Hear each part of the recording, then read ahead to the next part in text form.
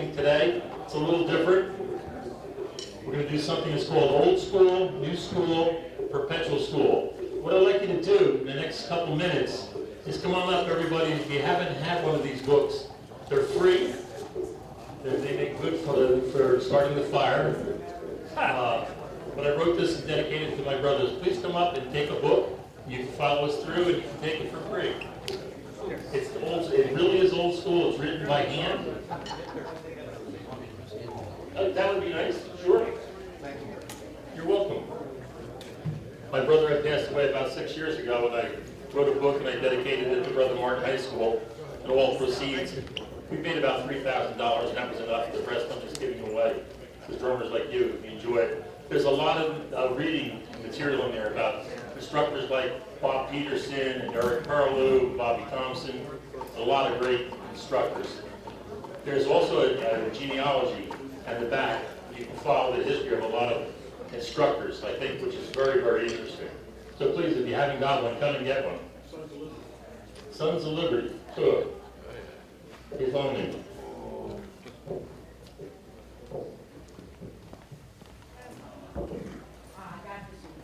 Chad, if you see anybody come out in the room needs a book.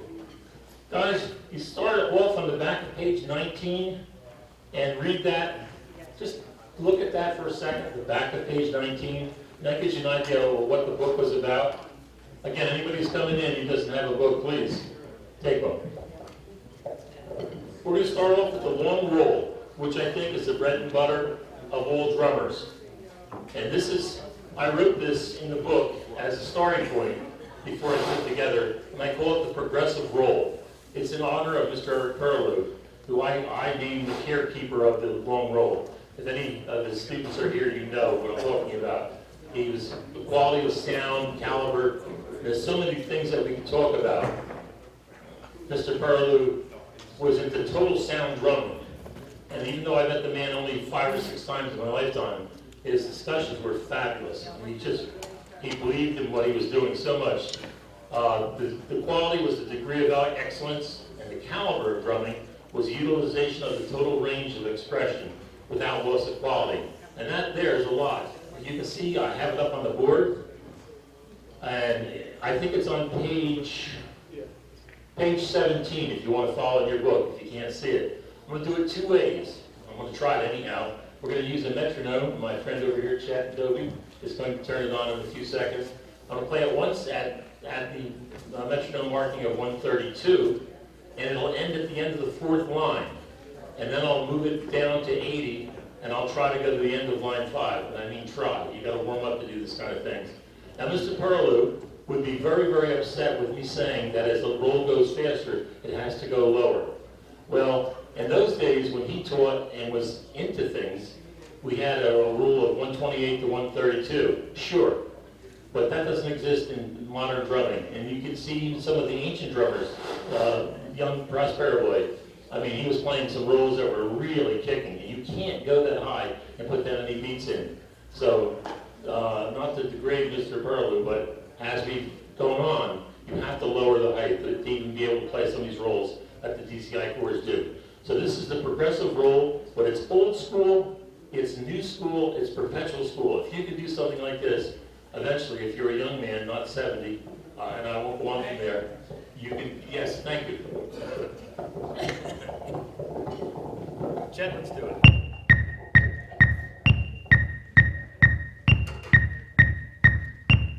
Set 80.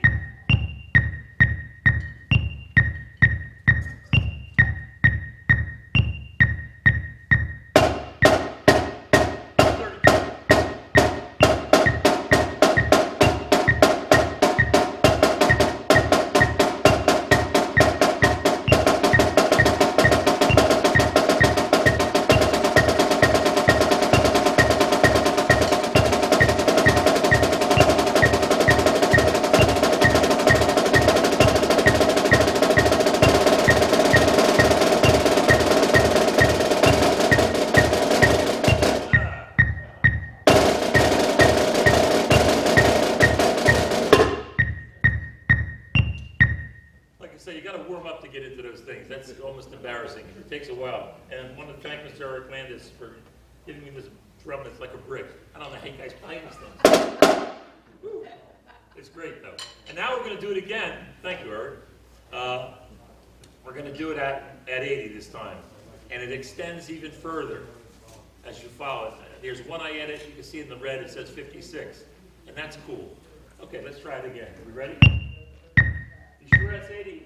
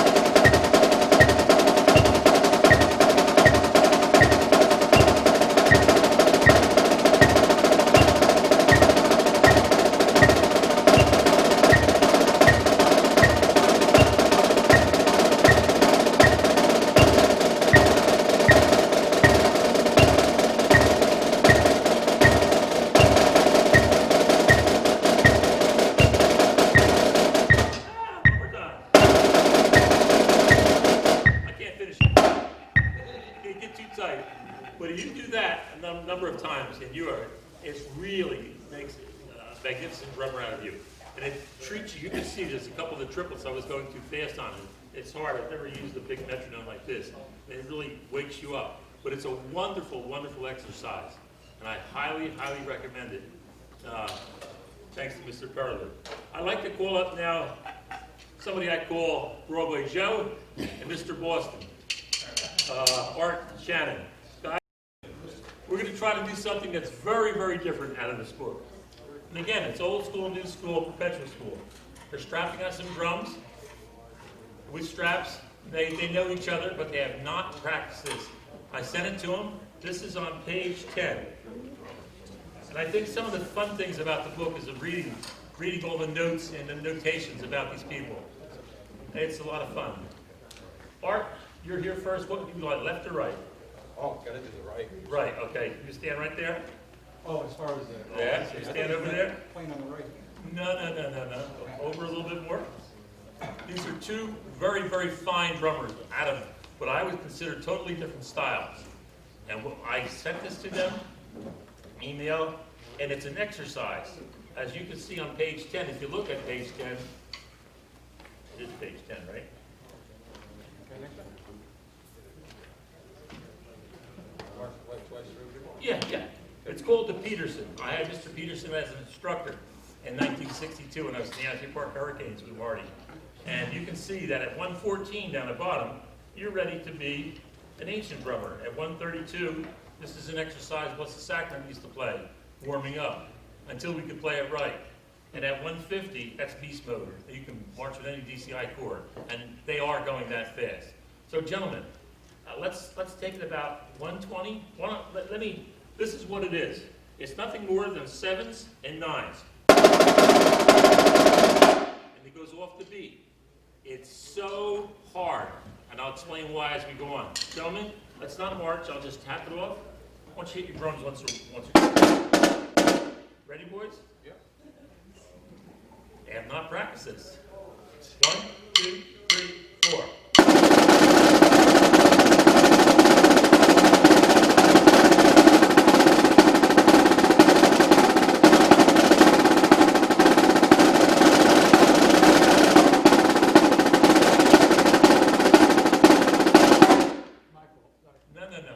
No one played it right. Let's try it again. Guys, you can see it's a 6 tuplet and a 9. A 6 tuplet and a 9 4 times. But then it goes, would you like to look at the music? I'll tell you what I did do. That second line, I tried to modulate. It's almost impossible. It's real hard. Yeah, I know. Let's do it again. Guys, we'll slow it down a little bit. Go to the left when you repeat it, or does it go to the right? No, it just stays on the, because the second line is on the left. See that left wall? What about that last symbol? Well, it connects over and you put a tap on it. Okay. Yeah. Let's try it. Ready?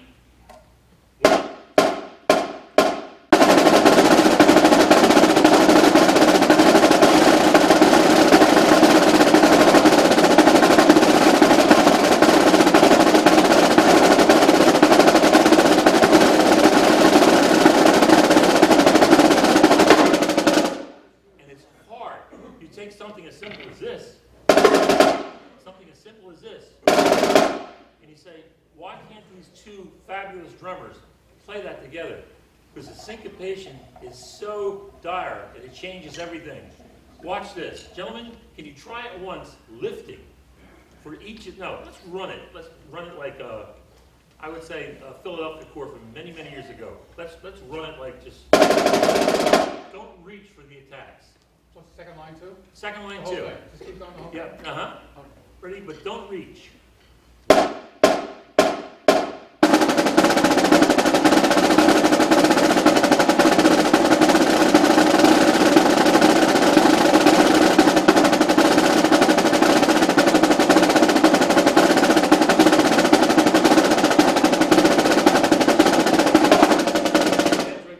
Now that was excellent. The second time, you guys had big ears. You were listening to each other, and it was getting there.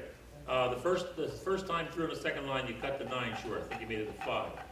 Okay, now this time, let's reach for it. Let's. Use your microphone because you can't. Oh, I'm sorry.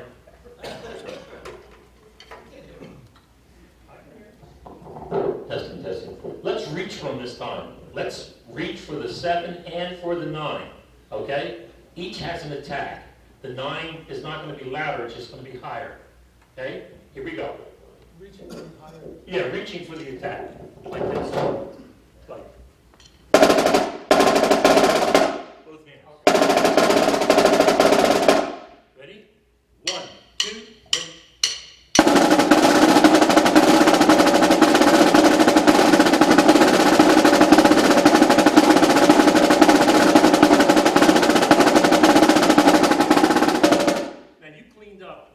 Twice as fast with that because that's in your style.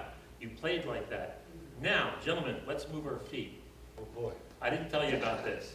We're going to go left, right, and we're going to do it. Heels all right? Just the heels? No. You got to. The foot has to come off the ground just a little bit. Don't you remember? You No. play the grass? No. I don't do parades anymore. It comes off the ground. Let's try it once, March. Ready? Mark time. March. 1, 2, 3, 4.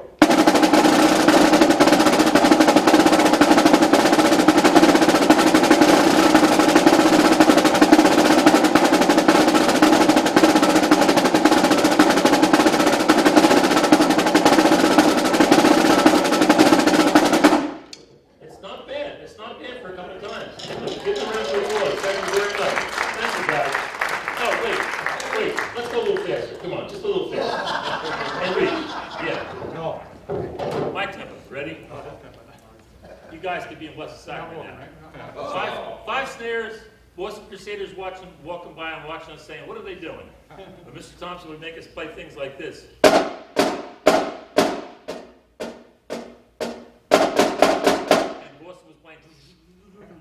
And it went right back to our technique. That's what we did. Try it. Ready? Marching and moving. Mark time. March.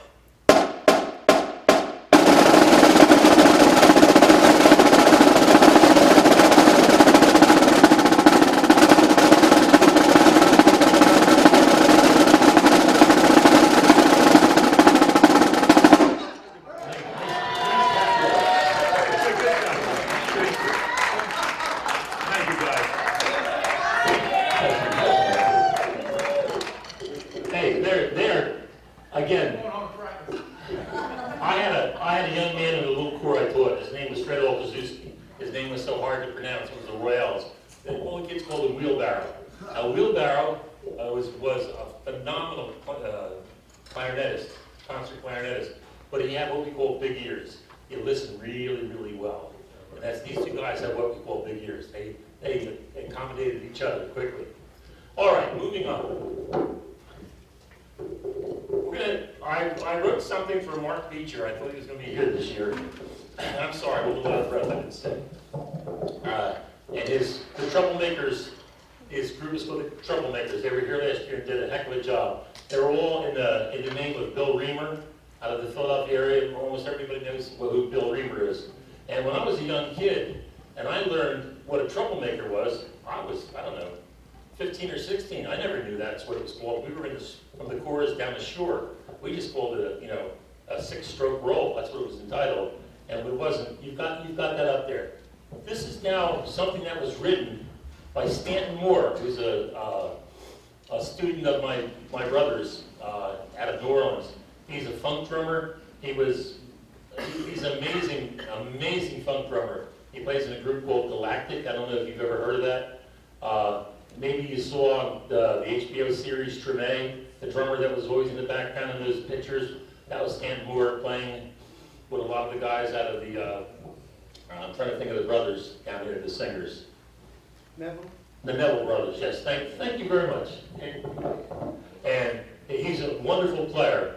And he wrote this, and he said, Jimmy, try this out. So I tried it out, and I played it. And I practiced it off the right and off the left. I said, it's hard. And then he said, but Jimmy, now you've got to put it around the set. And I said, I can do that. He said, now Jimmy, now make your left foot do this. And then he has the whole thing for the foot on his right foot on the bass. And it's phenomenal what they can do. Taking old school, new school, perpetual school drumming, and enjoy it. We'll put up a film in a couple seconds. Let me play the Troublemakers Picnic. It's really cool. 6-stroke roll and a drag.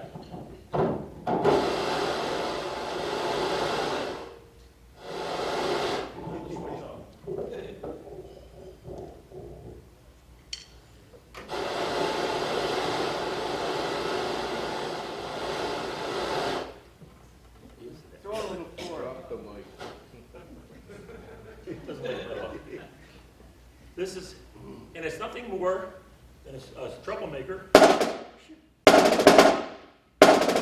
a drag. And he's created a piece out of it.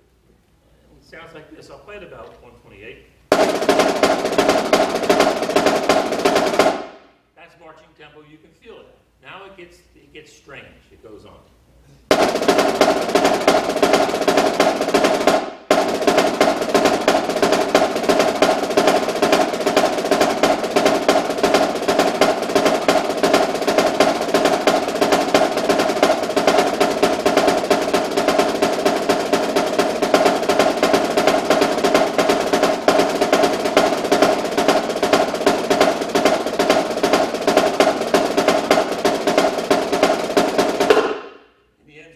Sticks. Now, that's cool. Try it on the left.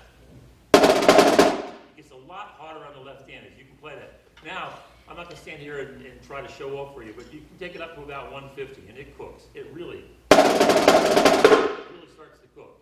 Can we put on his rendition, please, Joe? Yeah. This is Stanton Moore, and before you start it, let me put this back on. Testing. He's out in California, I think, doing this. And he does it on his cell phone because they were having problems. He's got a studio and everything else, and he puts out a drum book and does clinics and instruction. But it's amazing. I'll get a better copy of it and put it up on the website. When he just came back from Vienna, so it was very hard. So this is Stan Moore talking to you. Here we go. Hey everybody, Stan Moore here. And I'm finishing up a tour with Galactic here at the Warfield Theater.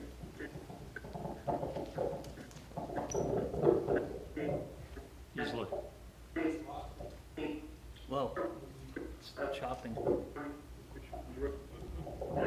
on. Link your ears.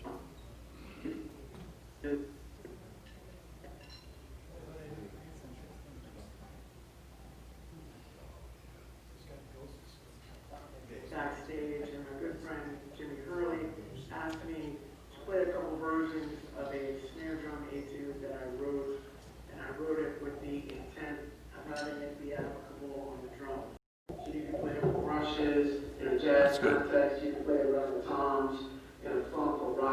context. And as a lot of you know, Marty Hurley was my teacher, and I feel like I am where I am today because of the foundation that he gave me. And so I learned how to take some of the rudimental stuff and apply it and run the drums and come up with some different vocabulary. So I put that together for you guys, and hopefully y'all dig it. And the name of this etude is 6-stroke roll and a drag. So thank you guys for checking this out. Yeah, you're right.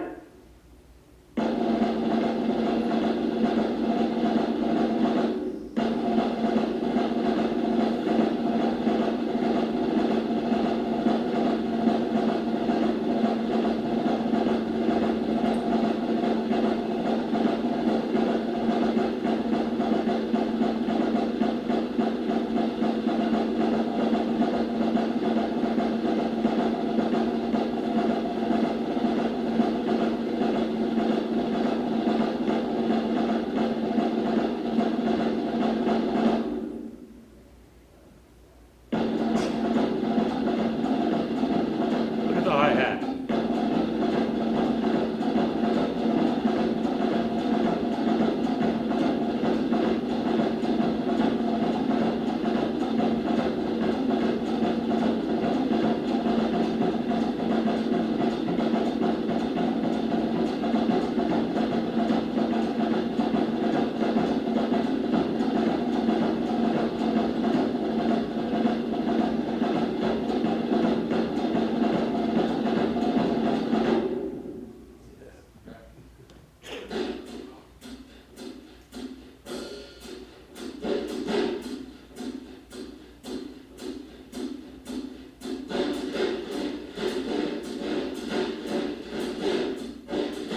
I'm sorry you can hardly hear the bass drum. The bass drum is cooking.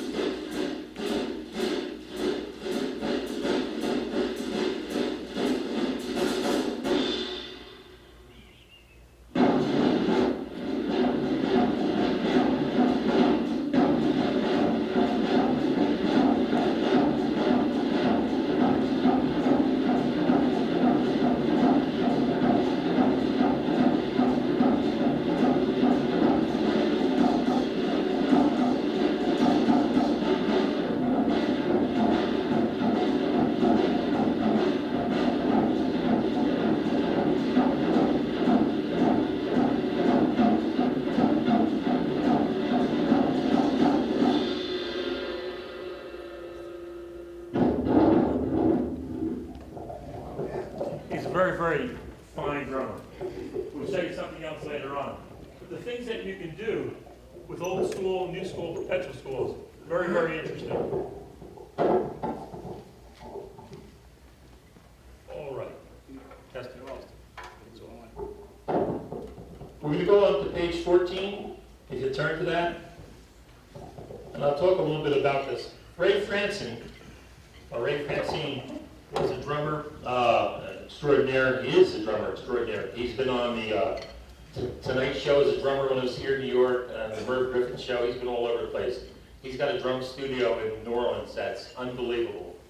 And when Marty first got to the South, they hated each other, Ray and Marty. Ray was the set drummer, Marty was a rudimental drummer. Two totally different schools of thought. As the years went by, Marty would say to one of his students, hey, your set playing needs a little work. Why don't you, I hear Mr. Francine's pretty good, why don't you go study with him?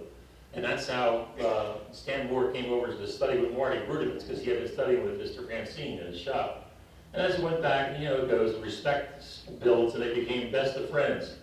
I'll tell you, the stories are, before I go into it, are very interesting. With Dr. John Wooten, you probably know of him. He taught Phantom Regiment for a number of years with Marty, and he's the professor of percussion at USM, University of Southern Mississippi, am I correct? Yeah. And when Marty had his stroke and was in the hospital, Ray and me and John Wooten were in in the room with Marty, and Marty was just out of it. He had a build up, and he was basically gone. So John Wooten the second day brings a pair of drumsticks. Marty couldn't talk. Marty couldn't do anything, just laying in it. And he takes a pair of little thin sticks and puts them in Marty's hands.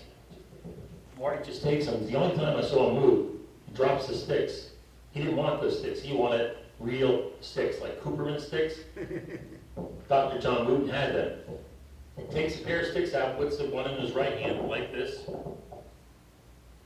Marty grabs it, that's all, no talk. Tries to put it in his left hand like this. Marty drops the stick. I said, hey, John, I think he wants it the right way. So Dr. Wooten takes it, puts it in his hand, gets his finger out, the Thompson style, the Hurley style, all those styles, West Parks, etc. Then all of a sudden, Marty picks his hand up, takes his pinky and throws it back like this, and we start cracking up. I mean, we're laughing, and it's terrible. The head neurosurgeon comes running and throws us all out because we're just cracking up because his blood pressure's going way up and everything else like that. And he wanted his finger like that, and that was the last thing that Marty ever did. So, and it's a true story on my father's grave, and I thank Dr. John Wooten for that. It's amazing. So we're going to go on to this Francine's jib. I'm not a nautical person. Grew up 5 blocks from the ocean, but a jib is something on a boat where you can turn the sail and you can go the other way.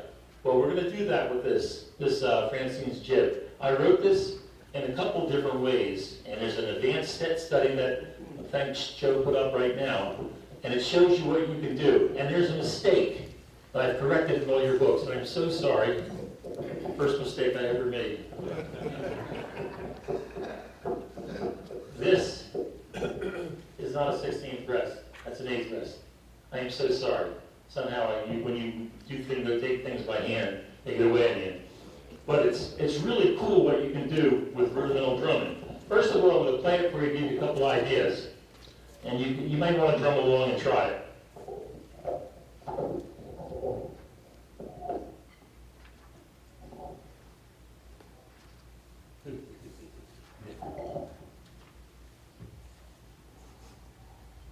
This is something I wrote to be performed about 80. It's just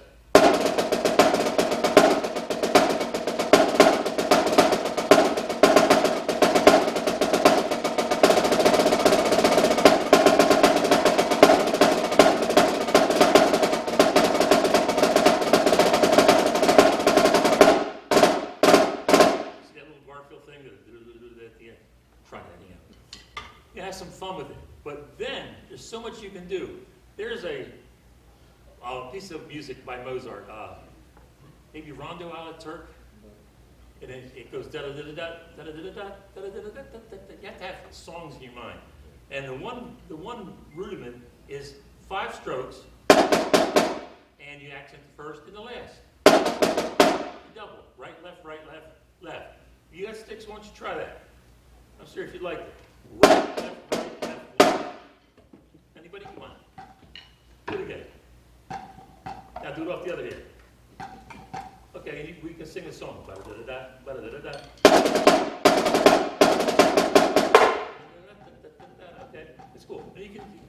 That's how you learn some of these things. There's a couple crazy things. Then you can swing it. And there's so much of this going on during the set. I'll go over to the set and show you what I've done with it. I tried to honor both Marty and Ray at the same time. In this drum set here, Chet has been having a great time, Mr. Dooley, laughing at me as I pull out my ghost pedal.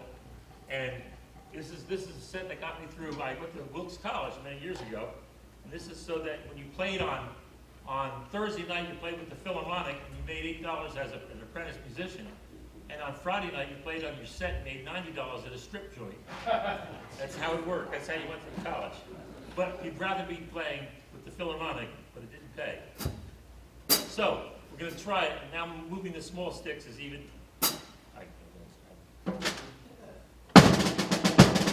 can hear the bass drum on it.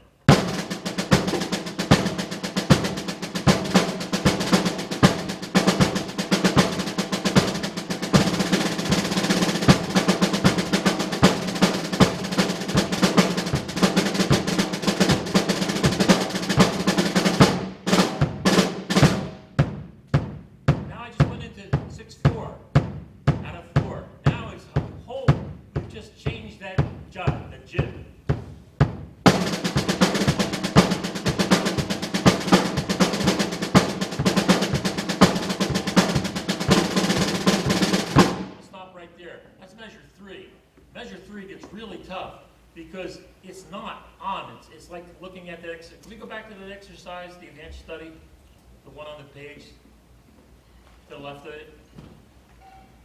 You have to do things like this. That would be 1, 2, 3, 4, 5, 6, 7, 8, 9, 10, 11, 12. You can see I'm playing the bass and a hi-hat. 1, 2, 3, 4, 5. And your sticks are doing this. They're not together. It's hitting on 7, 8, and 9. 7, 8, and 9, 10. 7, 8, and 9, 10, 11, 12. So you got. They're not together. And it takes hours, okay, of concentration. And it's cool. Then you get to do it. Well, we'll try it, maybe. 1, 2, 3, 4, 5, 6, 7, 8, 9, 10, 11, 12. Well, I'll just do the bass drum.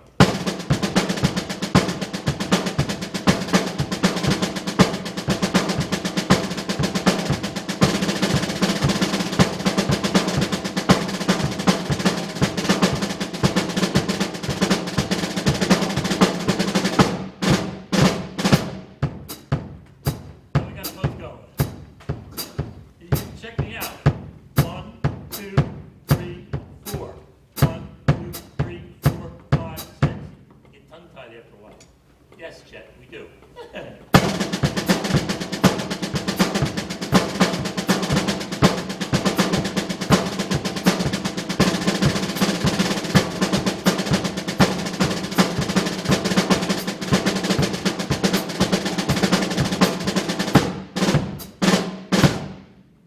then we do it NOLA style, around the set. And I'll do it once. I want to practice that one hard measure. That's that measure that we had, that would be. We worked on, a set swinging.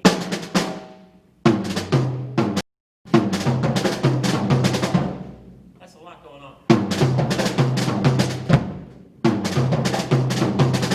With your foot. Listen to that one more time. That takes a long time to practice. At least for me it did. I don't know.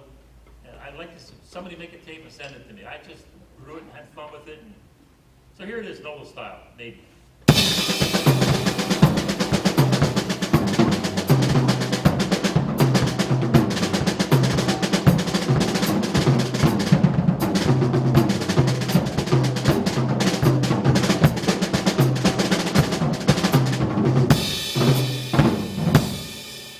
And you can do a lot of old school, new school, perpetual school. Hope you like that.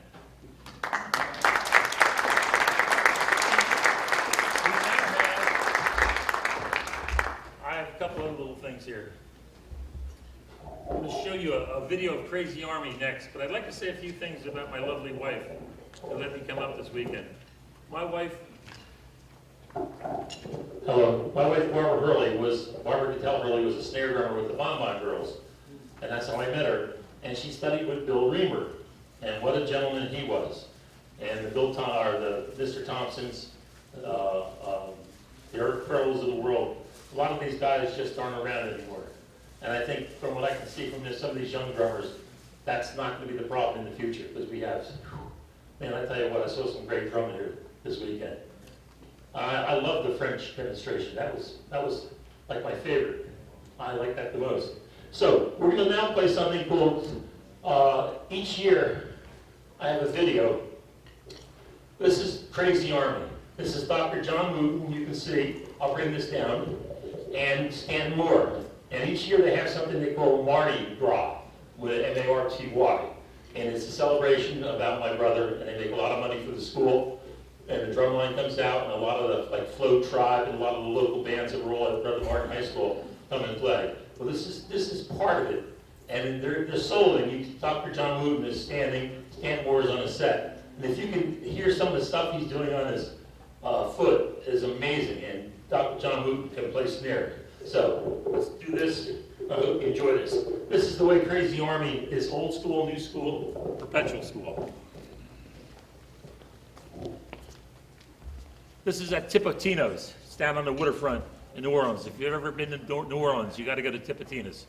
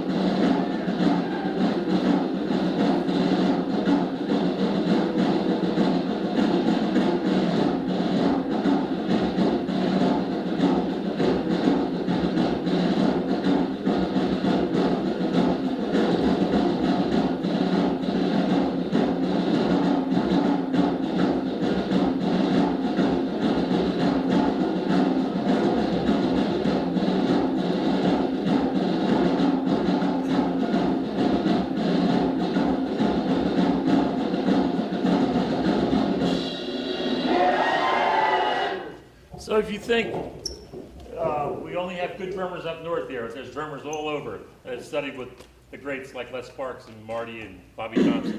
It's there. And I'll conclude with one more little thing.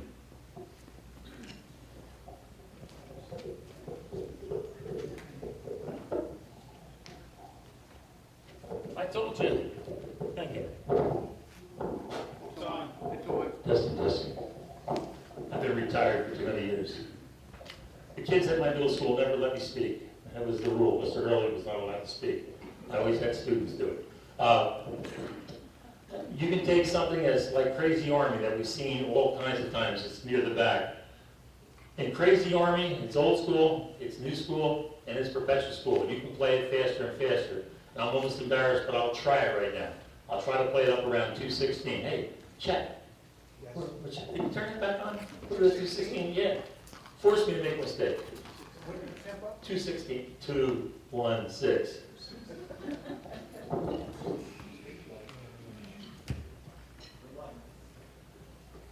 And Crazy Army.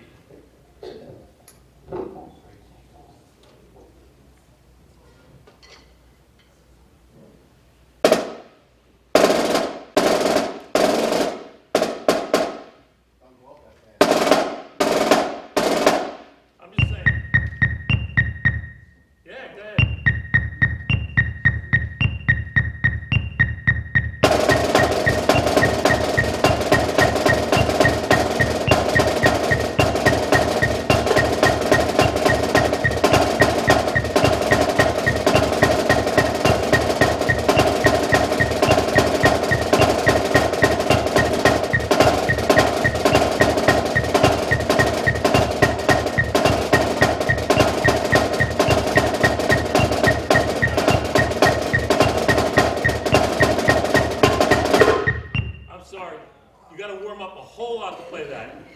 And it's fun, but you can do it, and I can do it a lot better than that, but I'm not going to go on. Thank you. Hope you've enjoyed it. Enjoy the books too, please.